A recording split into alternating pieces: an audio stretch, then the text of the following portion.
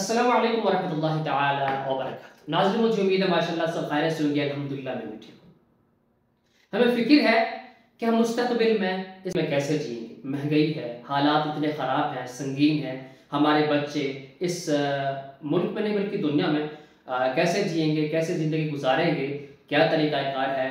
और हालात जैसे हैं पुरफ़ितन ज़माने में, तो ये बहुत जो वहमी लोग हैं उन्हें पता है कि आने वाले दिन किस तरह हम गुजार सकेंगे। जी हाँ, ये सिलसिला शुरू किया है चैनल के ऊपर, तो इसलिए मैं आपको हमेशा कहता रहता हूँ, जो मैं वीडियो रिकॉर्ड करता हूँ हर किसी के लिए बहुत अहम है।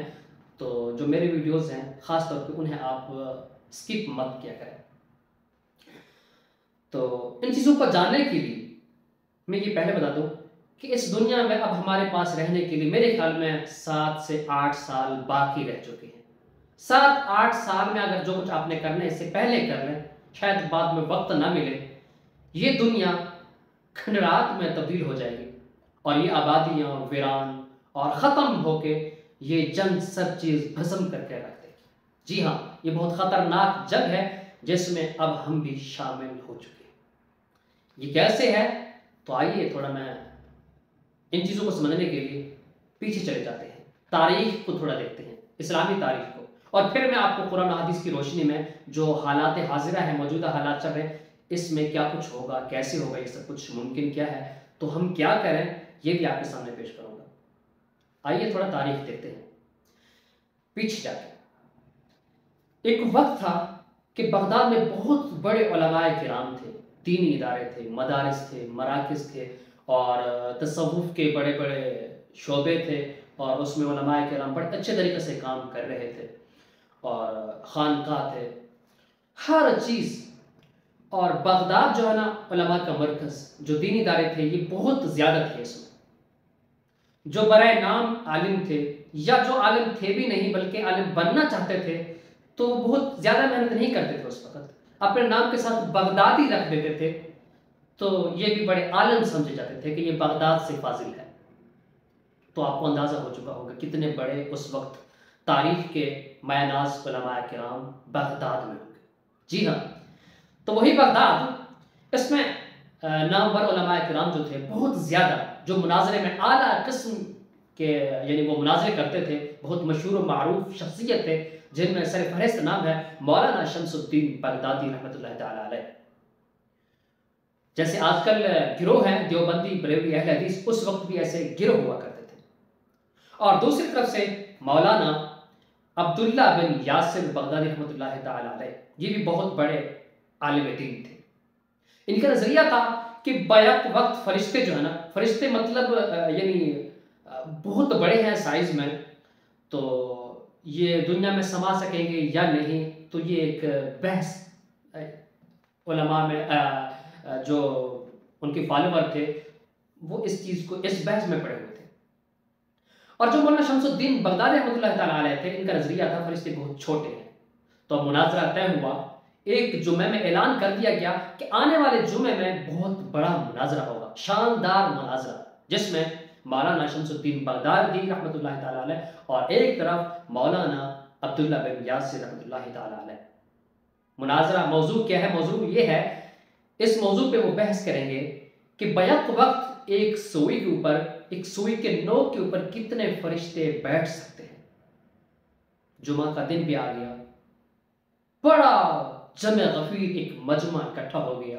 अब मुनाज़रा होगा, चैलेंज हुए एक दूसरे को, जैसे मुनाज़रों में शुबह को शुबात, गाली शिकवा, ये बहुत कुछ होता है मुनाज़रों में, ये सब कुछ उस वक्त जो राइज था वही हो रहा था। और जो कस्बे थे, जो बगदाद के नवाही इलाके थे, उनमें जो छोटे छोटे उलमा थे वो इस बहस में पड़े हुए थे कि मिसवाक की जो शरई हैसियत है वो किस कदर है। तो ये इख्तिलाफ थे, ये मैदान था, सज चुका था। और तसव्वुफ़ के बड़े बड़े इदारे थे और उलमाए किराम तसव्वुफ़ भी और क़िरात वगैरह, तजवीद वगैरह हर चीज़ में आला थे, मगर उनमें एक कमी थी कि वो जो इंटरनेशनल न्यूज़ थे, ख़बरें, यानी बातिल पे उन्होंने अपनी आंखें बंद कर रखी थी, क्योंकि उन्हें पता था कि हम बुजुर्गी में या ज़ुहद, तक़वा, परहेज़गारी में आला हैं, तो शायद हम वज़ाइफ भी पढ़ते हैं, रात को सोते आयतुल कुर्सी पढ़कर सोते। ज़ाहिर इतने बड़े उलमाए किराम थे तो मुमकिन भी नहीं था, लेकिन एक खौफनाक दुश्मन तातारी जो चंगेज़ खान के क़यादत में, वही जुमा का दिन तो ये मुनाजरे के लिए मैदान सज चुके थे, वहीं ऐसा ख़तरनाक खेल खेला गया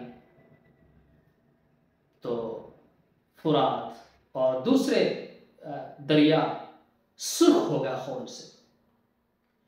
उलमा की खोपड़ियों से मीनार बने हुए, उलमा सादा लोग की नहीं, वो तो उन्हें दरिया में बहा दिए थे और उन्होंने मुसलमानों को ऐसे चेक किया कि मतलब जिसके ऊपर वुजू के निशान थे उनको भी ज़िबह कर देते थे। जी हाँ, ये सब कुछ बगदाद में हो रहा था, ये तो सब कुछ जो हुआ सो हुआ। मगर खुरासान में बैठे उलमाए किराम फिलहाल इस चीज़ पर तबसरा कर रहे थे। पहले तो उन्हें 1 महीने के बाद जाके पता चला, क्योंकि जाहिर है उस वक्त न्यूज़ इंटरनेशनल, जियो न्यूज़, ये चीज़ें तो थी नहीं, ज़रा ऐसे नहीं थे। तो 1 महीने, किसी को 3 हफ्ते के बाद, 1 महीने के बाद ऐसे ये खबर फैल चुकी है। अब यहाँ के जो उलमा थे खुरासान के, वो बैठे हुए ये खबरें सुनते थे, बगदाद से आने वालों से पूछते थे, सुनाओ इस वक्त तातारी क्या कर रहे हैं, कौन से उलमा शहीद हो गए हैं। इन्ना लिल्लाहि व इन्ना इलैहि राजिऊन, अल्लाह इन जालिमों को बर्बाद करे, अल्लाह इन्हें नेस्त व नाबूद करे। वो आयतुल कुर्सी पढ़ते थे वो अपने हिफाजत के लिए, और सलातुल हाजात पढ़ते थे वो, और ला इलाहा इल्ला अंत सुब्हानका इन्नी कुन्तु मिनज़ ज़ालिमीन अपने दीनी इदारों में इसकी तस्बीहात करते थे, और भी बहुत सारे वज़ाइफ करते थे, उनके लिए दुआएं करते थे। मगर जिहाद को वो दहशतगर्दी समझते थे। जिहाद अमन के लिए ख़तरा है, जिहाद के लिए कोई आगे नहीं हुआ, बगदादियों को छुड़ाने के लिए, उनकी मदद के लिए कोई सामने नहीं आया। शायद 7 महीने या इससे भी कम बगदाद में सफाया हो गया। यही तातारी चंगेज़ खान की क़यादत में खुरासान भी पहुंच गए। अब जो खुरासानी उलमा थे, इनका तो कोई तमाशा देखने वाला भी नहीं था। क्यों? क्योंकि बगदाद वाले उलमा तो पहले भी शहीद हो चुके थे, सादा लोग मुसलमान खत्म हो चुके थे, तो इनके न्यूज़, इनके हालात पूछने वाला भी कोई नहीं था कि खुरासान में क्या हो रहा है। तो यही तातारी थे जिन्होंने अफगानिस्तान को नेस्त नबूद कर दिया और पेशावर आ गए, फिर कहाँ से कहाँ तक उन्होंने तबाही फैला दी। क्यों? क्योंकि उलमा तसव्वुफ में माहिर थे, तसव्वुफ के बाद फ़न में महारत रखते थे, फ़न के बाद बहुत कुछ वो सीखते थे, सिखाते थे, मगर जिहाद से लाइल्म थे। उन्हें दुश्मन के लिए खबर या इस चीज़ के लिए फुर्सत नहीं मिलता था। अब आइए मौजूदा हालात में, पाकिस्तान में बड़े बड़े उलमा किराम हैं और यहाँ माशाल्लाह दीनी लिहाज से बहुत कुछ सिखाया जा रहा है। कुरान मजीद के कंप्यूटराइज्ड बच्चे हैं जो कंप्यूटर की तरह कुरान मजीद आपको पढ़कर सुनाएंगे। तसव्वुफ के अच्छे भले शोबे हैं और बड़े उसमें तसव्वुफ के आला मयार के आला सतह पे काम कर रहे हैं। तबलीगी मराकिज़ हैं, इस्लाम इलाया कलमतुल्लाह के लिए बहुत कुछ कर रहे हैं, मगर उनके जहन में नहीं है कि इस वक्त बातिल के ख्याल किया है, सिहोनियों के, यहूदियों के शैतानी साजिश किया है, इसकी तरफ तवज्जो ही नहीं है। हाँ, अगर किसी को है तो वो भी आयत करीमा पढ़ लेते हैं, दुआ और वज़ाइफ कर लेते हैं। फिलहाल हम इतने तो हैं कि गज़ा के हालात सुन सकते हैं, इन्ना लिल्लाहि व इन्ना इलैहि राजिऊन, क्योंकि हमारे यहाँ सिर्फ उलमा या इस चीज़ में या मीडिया हमें सिर्फ जो जितने लोग शहीद हो रहे हैं उनकी तादाद गिन कर सुना रहे हैं।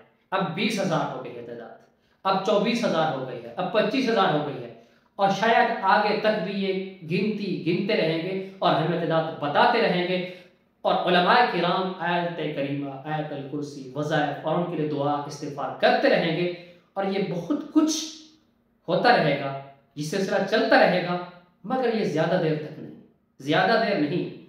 6-7 महीनों के बाद जैसे तारीख मैंने आपके सामने रखी है, ठीक ऐसे अब हम गज़ा के हालात देखने वाले, न्यूज़ पढ़ने वाले, फेसबुक पे थोड़ा बहुत तवज्जो करने वाले तो हैं।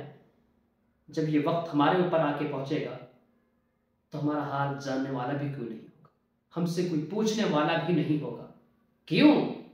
तो अब हमें मालूम ही नहीं, क़यामत की घड़ी भी सर पे आ चुकी है और अभी हम आयत करीमा में लगे हुए, दुआएं कर रहे हैं, बहुत कुछ कर रहे हैं, ठीक है दोस्तों, करते रहेंगे दुआ, और कर क्या कर सकते। आज के लिए इजाज़त दीजिए, इंशाल्लाह फिर कल मिलेंगे, तब तक के लिए अल्लाह हाफ़िज़।